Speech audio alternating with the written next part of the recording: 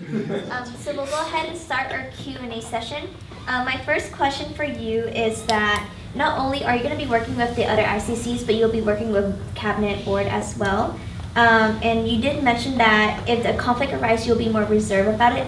However, if a problem arises on board and it's addressed too late, and then it blows up, would you still be the reserved and quiet Ryan, or would you step up and do something about it?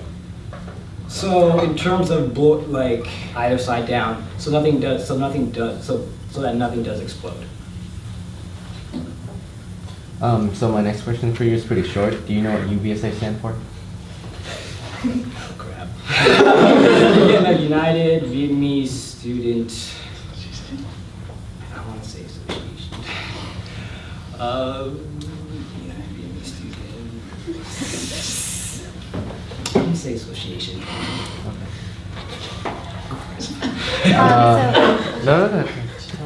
So You should tell me what it stands for. UBSA actually stands for Union of Vietnamese Student Associations of Southern California, which is the one you're going to be active in. Crap. Okay. So you said when there's a conflict, you kind of mediate. You step back and try to work between the two. So one issue is getting other schools to attend our SDSU events because it's so far, and most of the schools are located in Orange County. How do you plan on fixing that problem? How do you plan to get them to come out to our events, such as Film Festival and our ACE programs or end of year banquet? Okay, so since distance is a problem, I find that if you really want to go somewhere or you really want to do something, you'll find a way to make it happen. I feel like being ICC, you're representing, or you're the person who's gonna give all the information to your people. So if I can persuade another school's ICC, like really hype up our event and really get them on board with it, then they would find a way to hype it up to their own people.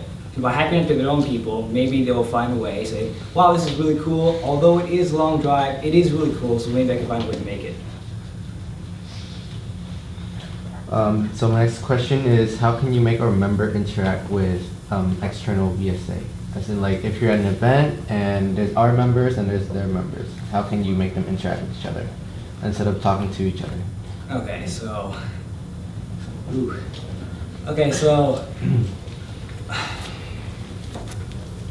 honestly, the way I would do it is if I knew people from each group, which I do plan on knowing, I would grab one person from one group, bring them like, hey, have you met this person, insert name here, and have them talk, and then slowly get to bring people into that conversation. That's how I would get our other members to interact with other members.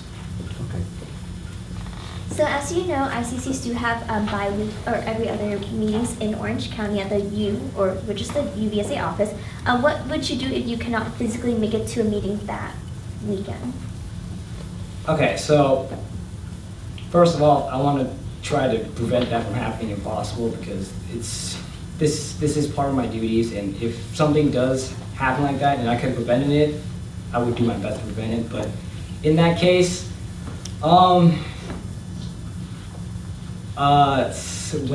webcamming in is something that comes to mind, or I mean, it is a way to do it, but I'd rather not let that happen in the first place.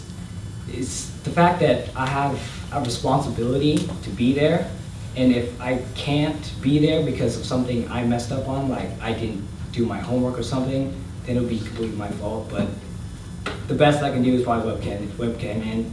But if not, I try to avoid that situation in the first place.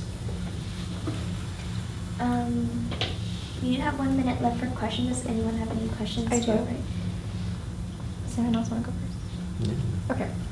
So I mentioned earlier about you're going to have to convince other schools to come to our events. Mm-hmm. And you said, you're going to hype it. Mm-hmm. So let's say, for example, I'm from UCLA. There's VCN, there's practice. And obviously UCLA is right in the, in Orange County or near there. And Film Festival is around the same time.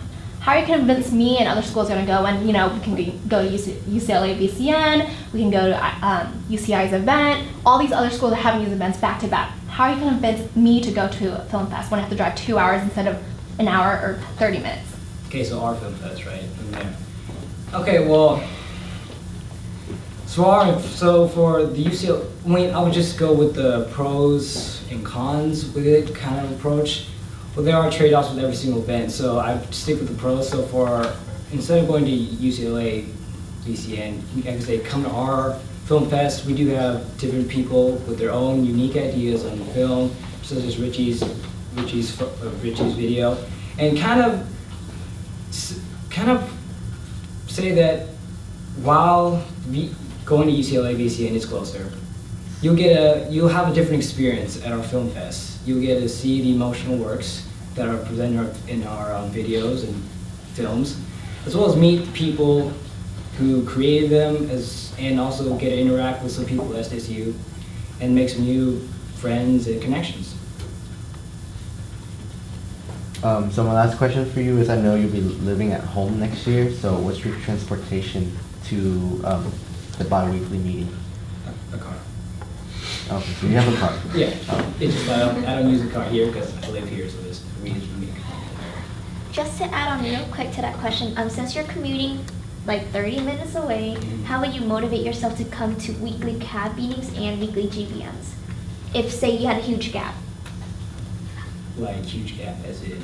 Like, for example, CAB meeting would be on Monday at, for example, 7 p.m. and you're done at 12 p.m. How would you motivate yourself to either stay on campus or come back to campus to go to CAB meeting when you have that 7-hour gap?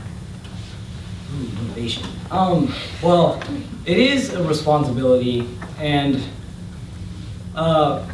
me as a person, I do take responsibility very seriously, especially when it depends on other people. Because if I let down other people, or I'm some way responsible for a failure that I could have prevented by actually going, and it affects other people, that usually motivates me a lot. Because I don't like laying down people. That's not something I want them to think of me as, and that's not something I want on my conscience by letting other people down. So that's primarily my motivation. Okay, awesome. Well, that is it for our Q&A session. Thank you very much.